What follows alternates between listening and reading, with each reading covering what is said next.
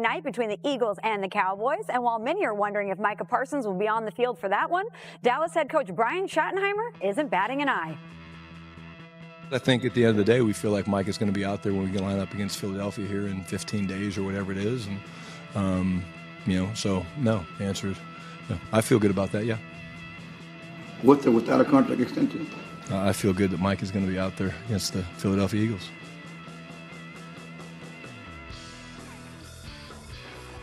Welcome to the Thursday edition of NFL Live alongside Brooke Pryor. Herm Edwards is going to join us in a second. Adam Schefter is with us now. I'm Michelle Smallman.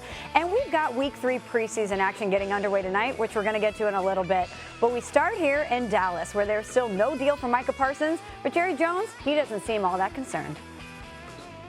Micah's a great player, not a good player, but a great player.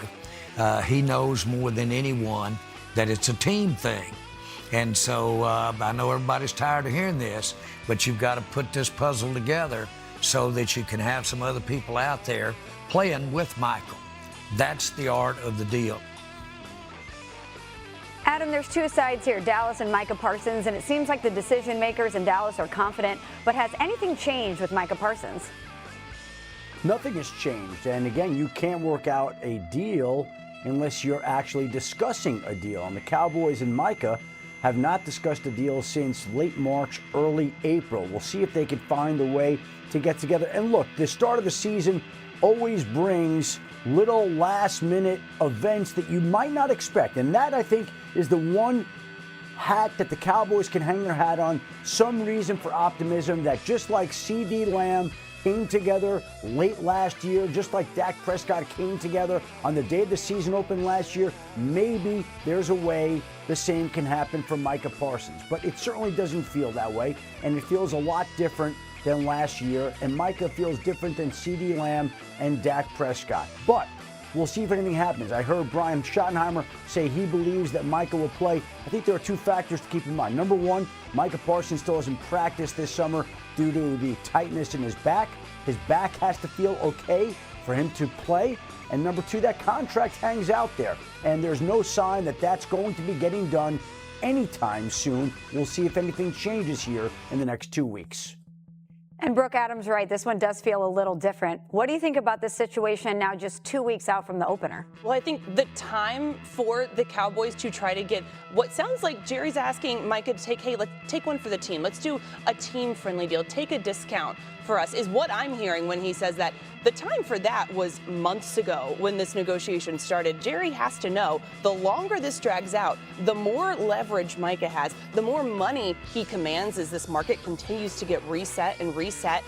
When I look at this and I hear Adam say nothing has changed, the difference in Dak's deal getting done right before the season, CD's deal getting done right before the season, is that Jerry was comfortable paying those guys top dollar. It sounds like he is not comfortable or does not want to do that with Micah. So if he's not, then I don't know that the start of the season is going to change much. Well, Jerry was prepared to pay Micah top dollar, and he felt that there was a deal, an agreement in place. Now, Micah Parsons never saw that deal on paper, never signed anything, and the agent was not involved. And at the owners' meetings, we heard Jerry Jones refer to the fact that they didn't need to have the agent to get a deal done, only to see Micah Parsons tweet that anytime I'll be doing a deal, I will be including my agent in this particular contract. And again, Jerry says it's a puzzle. That puzzle has been put together for quite some time. And yes, putting together the puzzle today does impact the cap in 26 and 27 and 28 and beyond. But everybody knows what the math would look like on a Micah Parsons deal. He's going to be the highest paid non-quarterback in NFL history. It's not difficult to figure out. Either you do it or you don't. And not only are they not doing it, but they haven't even talked about doing it in months. Well, if we're looking at the timeline here, nothing new in Dallas. CeeDee Lamb signed his big deal in August, and Dak Prescott's extension was right up against the beginning of the season in September. But let's pivot and get to a developing story in Baltimore. Quarterback Lamar Jackson did not practice today. Now, this comes a day after Jackson left practice early with what the team said was due to his foot being stepped on. Here's his head coach, John Harbaugh, moments ago. Yeah, he got his foot stepped on, like we said yesterday. I think Chad had mentioned that. They did a quick x-ray, and there's no damage or anything like that. I'm sure it's a little sore today, so we just kept him in, but he's fine. He's going to be good. It was a big relief, yeah. I told the guys, I said, prayers do get answered, because I was praying. And God came through. So, but he's good. Adam, what more can you share with us about Lamar Jackson's status? It sounds like it was a little bit scarier than the Ravens let on, because they did take x-rays. They did say there were no signs of any broken bones or any issues. And John Harbaugh admitted that his prayers were answered. So if it was anything that was nothing, he wouldn't have to pray that Lamar Jackson's x-rays would turn out the way that he did. He didn't practice today, second straight day. And look, they don't have to have Lamar Jackson out there right now. They need him out there for the start of the regular season. So I would imagine they'll give that foot a couple of weeks to heal. It certainly sounds like the test came back as well as they could have hoped, but they're going to be smart with Lamar Jackson, and they're not going to stick him out there any sooner than he has to be.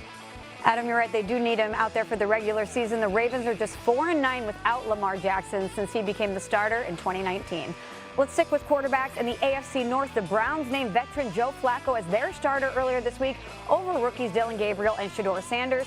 Those two have both dealt with injuries in camp. And moments ago, head coach Kevin Stefanski gave us an update on their plan for the final preseason game on Saturday. Joe will start the game, Dillon will play second, Shedeur will play third. We want those guys to go out there and get us in the correct plays, run the offense, spread the ball around, all those things. But nothing out of the ordinary, nothing that we don't ask them to do out here on the practice field. Whenever it's time for me to get out there and play, I'm going to play. Whenever it's time for the lights to come on, I'm going to do my thing. I'm not concerned about when it is. I'm not concerned about, how many reps I'm getting at this point is what it is. Because I know when the lights come on, when everything go on, when the pressure's on, you know who I am. And I'm always be that way. Let's welcome in Coach Herm Edwards. And Herm, what do you think about those comments from Shedeur Sanders? Well, that surprised me. I've known him since he was a little guy, since a little kid. I was coaching the Under Armour game, and Dion was one of the assistant coaches. So he has a lot of confidence, similar to what the confidence his father had. But I think he finds himself in a predicament right now that, look, I thought he played well in the preseason, but when I watched Gabriel play, oh boy, it was different. Dillon Gabriel was very good in the pocket. He ran the offense. I mean, he got the ball out of his hand. He was accurate, made some tough throws. This is why they drafted him. I can see why they drafted him. But I thought he really played well in the preseason game. First of all, I am just surprised to see a 40-year-old quarterback playing in the preseason. I didn't know that was allowed, because that's not what's happening for Pittsburgh later tonight. But I think that what Shedeur said there about when the pressure is on, that is when he comes on. Lucky for him, this is a lot of pressure. Yes, it is just a preseason game. No, he's not competing for the starting job, but there's still a competition going, and that's for that number 2 guy. Who's going to get the reps behind Joe Flacco in practice? That is so incredibly important. Who is going to be the guy that is just a play away? And I saw when I was in Pittsburgh a couple years ago and Mitch Trubisky started and Kenny Pickett was right there. Kenny didn't have any kind of chemistry with the first team offense because he hadn't been getting those reps. Now, I think that it's a similar situation that you want to make sure these guys are getting chemistry with everyone so that when they are thrown in, it's a more seamless transition. I like Shedeur. I think that he has a higher ceiling and Gabriel has a higher floor, but that's what the preseason's for. Let's figure it out. Well, this is all what this last preseason game is about, and to see if there's any way that it provides the Browns any insight. Most teams don't keep 4. I don't know if Coach Edwards has ever kept 4 quarterbacks on a roster. I'd be curious to hear that, but I think the Browns view quarterbacks as currency. And unless they make some kind of trade here, dealing one of them away, which certainly could always happen, I would think they're poised to carry 4 quarterbacks next week. And these quarterbacks in the preseason finale will be vying for who gets second spot on the depth chart. And a reminder, no team has used more starting quarterbacks than the Browns since their return to the NFL in 1999. We're just getting started here on NFL Live. Matthew Stafford returned to practice this week after dealing with that nagging back injury. He spoke today for the first time, and you don't want to miss what he had to say. Plus, Jackson Dart has been impressive in his first 2 preseason games. Could he be pushing for that starting QB spot in New York? Coach Herm says he's seen this story before, and we'll make him explain next. NFL Live has been practicing this week for the first time in training camp. Stafford has been sidelined due to an aggravated disc in his back, and he just spoke to the media for the first time since returning to the field. as far as what I've done, everything under the sun, I feel like. Obviously, our guys here have a great program, doing everything we can to try and get to feeling as good as I can. Done that, and just really everything I could possibly do. Done a ton of research, just trying to help myself out. And good thing is I feel pretty good the last couple of days out there practicing. Was able to do even a little bit more than I thought I was going to be able to do the first day, and then just been trying to stack days. Backs are sometimes, interesting things. It's not, cut and dry what's what and how you're going to feel. So I really appreciate, our team and our head coach and everybody taking a day-to-day approach with me, doing everything they can to try and help me out. And I have obviously a ton of, a huge feeling of responsibility to our team to do what's right by them, and I'm trying to do that as best I can day in and day out. Lindsay Theory has boots on the ground. She joins us now from Rams camp. And Lindsay, what did you see from Matthew Stafford today on the practice field? Michelle, Matthew Stafford participated in the full 1 hour and 15-minute practice. He and Sean McVay both appeared to be in very good spirits, laughing, joking around during warmups. And as you would expect, Matthew Stafford very much led his quarterback group from drill to drill, jogging across the field. He went through individuals. He went through team drills during 11-on-11. There were some misconnections. He was dealing with a pretty unrelenting pass rush, but among highlights, a deep touchdown pass to Tutu Atwell and then a red zone touchdown pass to Davante Adams. Now, I know we just heard from Matthew Stafford there. I also asked him, with this back issue, what initially caused it? Stafford tells me that he was training, and it wasn't just one thing. It was kind of something that crept up on him over time. Sean McVay reiterating that over the last 3 days, he has been a full participant, but looking forward, Matthew Stafford really doesn't want to get too far ahead of himself. When asked if he's going to be ready to play week 1, Stafford said he's not going to answer those kind of questions, reiterating that he's taking everything day by day. Michelle. Great info, Lindsay. Thanks so much. And Adam, what more can you tell us about how the Rams and Matthew Stafford are both handling this injury?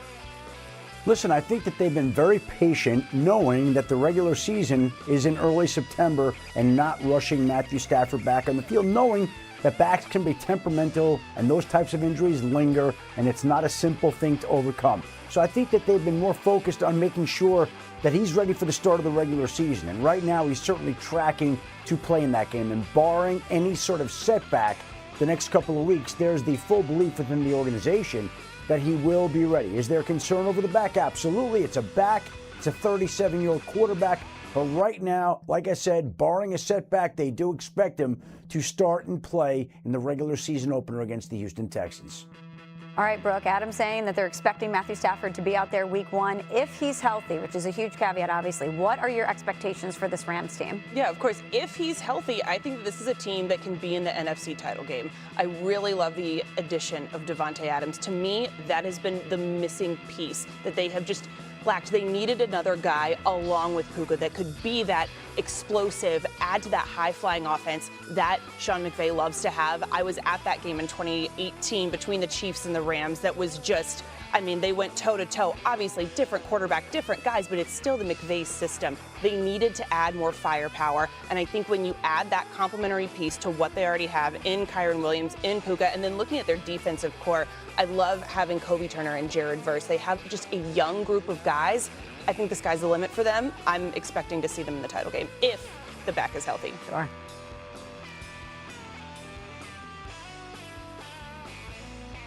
Yeah, there's a big if he can stay healthy, and hopefully he can. But you mentioned the players that play on offense, the receiving core, and with the addition to Davante Adams, I look for this team. If Matthew Stafford plays the whole season, if you look at his numbers last year, he only threw 20 touchdowns last year. I see him as a 30-plus touchdown guy with all these weapons he would have. And they would be probably the favorite to win this division. The 49ers have an easier schedule. I get all that. But the way this team could play with all this firepower on offense, defenses, when they play with a lead, especially the Rams, they can get after the quarterback. That would be a big problem in the NFC West. Well, the Rams are expecting Matthew Stafford to be out there week 1, and history's on his side because Matthew Stafford has never missed a season opener in his 16-year NFL career. Time now for some top stories. Adam, what's going on in Buffalo? Josh Allen's not going to play in the Bills' preseason finale, Michelle, and this will mark the first time in his NFL career that Josh Allen has not taken a single snap in the preseason. The Bills close out their preseason Saturday at Tampa Bay, and they're going to give those snaps and reps to Mike White and Mitchell Trubisky, but not Josh Allen. No preseason action for him. Meanwhile, Caleb McGarry carted off the field for the Falcons yesterday. He is dealing with a leg injury that is expected to hold him out of the start of the season. Jeremy Fowler said that he's going to miss some time. My understanding is he's likely to wind up on injured reserve before coming back. It does appear to be a knee injury, and the Falcons will have more comment on this tomorrow night. Meanwhile, the Buccaneers wide receiver Chris Godwin is going to be activated after physically unable to perform less in time for the start of the regular season, but that is to ramp up activity and to get him ready to play at some point in October. He's coming off a fractured ankle that he suffered in Week 7 against Tampa, but the Buccaneers want him out there to be able to practice and go through reps, and it's the same thing with their left tackle Tristan Wirfs, who's on a similar return-to-play timeline as Chris Godwin. Wirfs is dealing with a knee injury. He had arthroscopic surgery last month, and both he and Godwin will be kept on the Buccaneers' 53-man roster with the idea of getting them ready to play in October. Well, still to come here on NFL Live after Jordan Renan, who covers all things Giants for us here. And Jordan, the rookie Jackson Dart has impressed so far in the preseason. How much should we expect to see him play tonight? Yeah, thanks, Michelle. The expectation is that we're going to see Dart early and often, perhaps throughout most of the first half on Thursday night against the New England Patriots. Now, this is important for Dart in that we don't know when we're going to see him again this season. Remember, Russell Wilson is the starter. We're unlikely to see him today in this preseason game. And that means that Dart could sit perhaps the whole season, perhaps a few games. It'll depend on how Wilson does this year. Now, it's also important to remember something that quarterbacks coach Shea Tierney told me just this week. I asked him, what was the biggest improvement about Dart so far since the start of training camp? And he told me it's his ability to retain information and how he takes it all in and how he doesn't make the same mistake twice. And then Dart, he noted how in the first preseason game, they messed up a play to Greg Dulcich, a pass down the seam. Second preseason game, got it right, turned into a touchdown. That's how much this game experience means to the rookie. Now, another thing to add here, and something we should keep in mind, is how much Dart plays with the Giants' first-team offense, specifically their offensive line. We saw it last week in the preseason game against the Jets. It could indicate that the Giants are preparing to get Dart ready to play whenever it may be in the regular season, sooner rather than later. Great stuff, Jordan. Thank you so much. Well, Coach Herm, they're getting him ready to play, sooner rather than later. You went through a similar situation with the Jets when you had veteran quarterback Vinny Testaverde with the first-round pick Chad Pennington behind him on the depth chart. Take us behind the scenes. How did you handle that situation? Well, I think how I handle it is going to be the same way the Giants have to handle it. When you look at their schedule, whoever scheduled this schedule for the Giants is not nice when you think about it. Their two away games are against division opponents, right? In Washington and Dallas. And then they turn around and play Kansas City and the Chargers at home. So that's 4 playoff teams. If they struggle, if this offense is kind of struggling after week 4, let's say they're 1-3, you might consider a change. We were 2-5 when I made the change. We were sitting there at 2-5, and I said, you know what? I made the change on the airplane. We had just played Jacksonville. We were flying back home. I was in the back of the plane where I was sitting. Called Paul Hackett back there. I said, Paul, I need to talk to you for a minute. He said, what's up? I said, 10's going in. He said, when? I said, he's next game. He's playing. He's a start quarterback. And we ended up winning the division. Now, you know, if you're a coach, you're looking at this, and I get it. You got to win because there's a lot of heat on you right now. And if Russell Wilson struggles early out of the gates, I can see this young guy playing. This guy reminds me a lot, when you watch him play, a lot of Josh Allen. Big, strong arm, accurate, mobile, runs. I mean, Coach had that guy in Buffalo. He sees it. Everybody sees it. It jumps off the film on you. It's like, whoa, look at this guy. So after week 4, we'll see. Well, you're right, Coach. They certainly have a brutal schedule. And Adam, as good as Jackson Dart has been, we've heard head coach Brian Daboll say that Russell Wilson is the starter. What more can you share with us about the Giants quarterback room? Well, I think that is the absolute plan. Russell Wilson will start the regular season opener against the Washington Commanders. They'll have him planning to play the next week against the Dallas Cowboys before they come home to play the Kansas City Chiefs in their home opener on Sunday Night Football in week 3. So it's a daunting early season schedule, certainly. And I think they're planning on going with Russell Wilson. But everybody in and around the organization can see that aside from Russell Wilson being impressive with throws like this one, Jackson Dart, it's not too big for him. He's got a certain electricity about him. He's become a leader early on in his rookie year, and guys are gravitating towards him. And I think he's been all that they hoped he would be and more. We all know at some point in time, Jackson Dart's turn is going to come. But really, it'll be up to Russell Wilson, the team. If they come out and play well early and win, Russell will keep his job. If they don't and they struggle, then at any point in time, they are open to going to Jackson Dart for that type of spark that Coach Edwards was talking about on the plane ride back to Kansas City. You see, that's the difference. I just experienced the Russell Wilson experience, roller coaster, whatever you want to call it, in Pittsburgh. And in that, when they were winning and they were hot, the vibes were good. And then they started to lose, but Mike Tomlin stuck with Russell Wilson because he was his number one choice. That was the guy that he put all his eggs in that basket. He wanted to bring him there.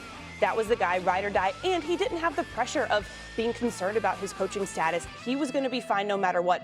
It is so different in New York because we know Jackson Dart is their number one guy. Yeah, they like Russell Wilson, but they didn't draft Russell Wilson. They know that Russell Wilson is not their quarterback of the future. And when you've got a guy like Jackson Dart that has this aura and this swagger, everything I've read, everyone I've talked to has just talked about how genuine and how just charismatic and captivating this guy is. You want to play for him. And so I think when you're the Giants coaching staff and you know that all of the pressure in the world is on you to get this quarterback decision right, and you've got a guy back there that wants this pressure, that is not making the same mistake twice, it's a lot easier to take the reins out of the hands of a guy like Russell Wilson, who still has an amazing moonball, but as we've seen, the decision-making isn't always there. He's lost a step or two. He is not the same quarterback he used to be. It is easier then to pivot to Jackson Dart and give him the reins and say, hey, let's go. Let's be charismatic and get them out of the locker room and onto the field and into the end zone.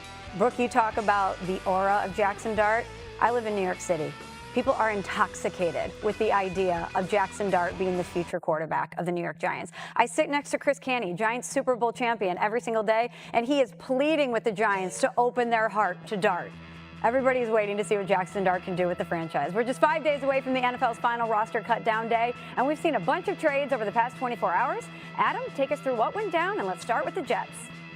Well, Michelle, we always see a host of moves made as teams try to get down to 53 players, but we began to see trades yesterday, starting with the Jets officially acquiring 2 defensive tackles in trades, most notably Harrison Phillips from the Minnesota Vikings. These are 2 A-plus character defensive tackles who also can help out. They will be assets on the field and in the locker room. Meanwhile, the New Orleans Saints gave up 2 draft picks to the Denver Broncos for Devon Bailey, a wide receiver. Denver has a surplus of receivers. The Saints wanted more help at the position, and the Saints were willing to trade a 4th-round pick in 26 and a 7th and 27 for a player that at times has reminded Sean Payton of Marcus Colston, who starred in New Orleans. And a team that has been decimated at the wide receiver position is the San Francisco 49ers. And that's why, in the end, they were willing to make a deal with the Kansas City Chiefs in a late-round draft pick flop, where the 49ers now pick up Sky Moore, who was unable to gain any traction in Kansas City, and now will have the opportunity to catch on in San Francisco, which has a whole host of injuries to basically its entire receiver group. The only healthy receiver out there right now, and I even hesitate to say anything because so many things seem to go wrong with so many skill position players. Ricky Pearsall has been healthy. Other than that, everybody in the wide receiver room has been banged up. Yeah, Adam, let's drill down on that and reiterate it. The 49ers do have their hands full with their wide receivers. 6 of their top 8 receivers are either hurt or suspended, as you mentioned. The only returner who's not, Ricky Pearsall, hence why they traded for Sky Moore. This also comes just months after trading All-Pro Deebo Samuel to the Commanders. And Coach Herm, coming off the year that San Francisco had, going 6-11, coupled with those injuries, do you believe they're still Super Bowl contenders in the NFC, or has that window closed? I don't think the window's closed. I think what's closed right now for them is their ability to put a healthy wide receiver core out there. You're talking about Ricky Pearsall. Pearsall played for me as well as Brandon Ayuk, and visited with John about 2 weeks ago. That's their concern. Can these get these receivers healthy? Because the schedule will allow them to win games when you look at their schedule. The schedule makers were nice to the 49ers when you look at the schedule. And so if they can just find a way to get these receivers healthy and get them back, this offense will be very, very potent. And defensively with Salah back, I mean, they're going to play outstanding defense. So they'll be in the hunt. They should challenge the Rams. Yeah, and look, I think maybe one window closed. I think the old Super Bowl window closed. That doesn't mean another one isn't opening with this young core of players that they have now. They have some turnover on the defensive line, in the secondary, in the wide receiving core. And I checked in with Nick Wagner, our great 49ers reporter, and I asked him about those injuries in the wide receiver core and just how problematic are those going to be. And he said, look, yes, there is the Jennings contract issue, but by and large, this is not a situation with a lot of lingering injuries or lingering suspensions. So they should be getting those pieces back sooner rather than later to help them build and to gain some momentum. The talk around this team doesn't have anything to do with, gosh, our window's closed. What are we going to do? We're going to sit here and just be so sad. No, they're not trying to recreate what they used to have. They're trying to build on the fly. The Rams did it successfully a couple years ago, but I think a lot hinges on how quickly Robert Saleh can get this defense going in the direction and get them all to buy in to what he's preaching. We're talking about how banged up they are at wide receiver. We also should point out how banged up they are at running back. There is really one healthy running back on the roster as well, and that is Christian McCaffrey.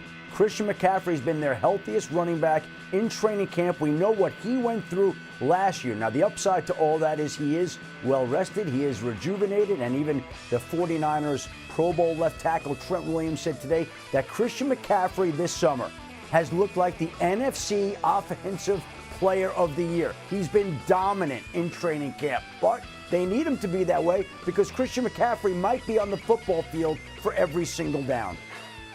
Well, a healthy CMC, that's something 49ers fans certainly want to hear. Well, the 49ers have the numbers on their side. They have a 60% chance to make the playoffs per our ESPN analytics. That's the 4th best in the NFC. Well, let's move over to the Chiefs, who traded away Sky Moore. And remember, they are also waiting to see what happens with Rashee Rice. Rice is expected to have his disciplinary hearing with the NFL on September 30th for his role in a multi-car crash in Dallas that left multiple people injured. Adam, what more can you tell us about the situation? Listen, there's always the possibility that Rashee Rice and the NFL could settle on a certain amount of discipline before. But here's where that is at. The reason that there's been no settlement is because the NFL has been proposing an 8-game suspension for Rashee Rice. 8 games. The baseline penalty in the personal conduct policy is for 6 games, but he doesn't even know if what he did falls under the personal conduct policy. This is a vehicular issue, which you could argue might belong in a separate category. And so there are a wide, divergent group of opinions here on what it is. But this is what we do know. The baseline personal conduct policy suspension is 6 games. The league initially wanted to suspend him 8 games. Rashee Rice believes he deserves a lot fewer than the 8 or the 6. And if they can't settle it before and agree on some type of discipline, then that disciplinary hearing is scheduled for September 30th. And again, I think the league has wanted an 8-game suspension all along, which has not been out there before. That decision will certainly be consequential, Adam. Well, final preseason tune-up for New England. I got to ask you the question on everyone's mind. Should we expect to see Drake May out there tonight? Michelle, the signs are pointing to Drake May not playing tonight, and here's why. 2 reasons. The first, the schedule. The Patriots played their last preseason game on Saturday, so this is a quick turnaround. The second reason is something head coach Mike Vrabel had said. He talked about wanting to put a lot into practices earlier this week, Monday and Tuesday, and he said if they got what they wanted out of those practices, it would dictate his approach tonight with Drake May and the top players. And by all accounts, they got what they wanted out of those practices Monday and Tuesday. So that would shift things ahead to the regular season opener against the Raiders. Mike Vrabel stressing to Drake May, don't take senseless hits. There was a play in the last preseason game where Drake May could have thrown the ball away. Instead, he was tackled to the ground. Vrabel wants him to preserve himself. And Michelle, another way he can preserve himself, hand the ball off to Travion Henderson, the rookie second-round pick out of Ohio State. Been one of their best players this preseason with 2 touchdowns. Great info, Mike. Thanks so much. They got to protect Drake May. He's the future. Time now to read and react. Starting in Indianapolis, where they named Daniel Jones the starting quarterback over Anthony Richardson. And Brooke, what did you think of this decision? First of all, I think it's wild we just went from talking about a UNC quarterback to a former Duke quarterback in Daniel Jones. Who would have thought? This is not basketball. But what I will say is that this is gut check time for Anthony Richardson. I don't think that he ends up in Indianapolis long term. This is a time for him to get right for wherever he goes next. Daniel Jones just went through this a year ago in New York when he was benched, ends up getting traded or heading, I guess, to Minnesota, and now he's in Indianapolis. This is time for Anthony Richardson to put in the work, to put in the behind-the-scenes work, to get right before he gets back out on the field again. Well, let's head to New Orleans, where they still have yet to name a quarterback. Here's head coach Kellen Moore on where things stand. I think our quarterbacks, the whole group, has done a really good job of just the mindset, the mentality. I thought they've done a really good job this week in practice. Spence, has made some big plays in practice, some downfield throws, and I think his ability to use his feet, he's done a nice job. Both quarterbacks had some really good situational work at the end of the practice, and so, we feel great with where that group's going. We'll kind of rotate it last week. We'll rotate it again this week, and the goal is to get all 3 of those guys in there.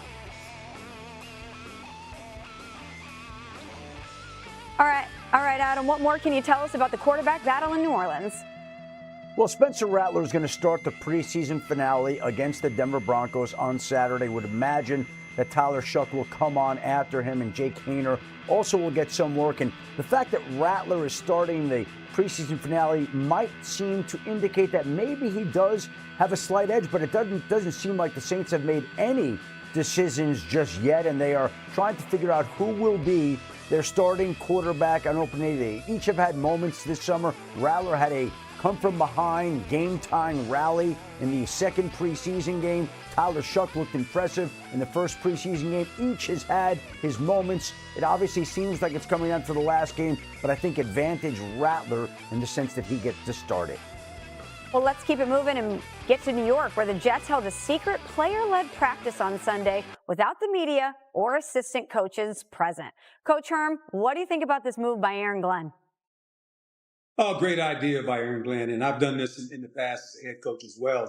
We talk about the National Football League, and the thing that we always say is that it's coach-fed, but it's player-led. And with that being said, Aaron probably talked to some of the veteran guys and said, look, this is what I want to do. You guys go handle it. And this brings it brings camaraderie to your football team. It lets your leaders, stand up and say, this is what we want to do. This is how we're going to practice. And so it's one of those things that first-year head coach, players get it. They understand it. They appreciate it. A good move by Aaron Glenn. Yeah.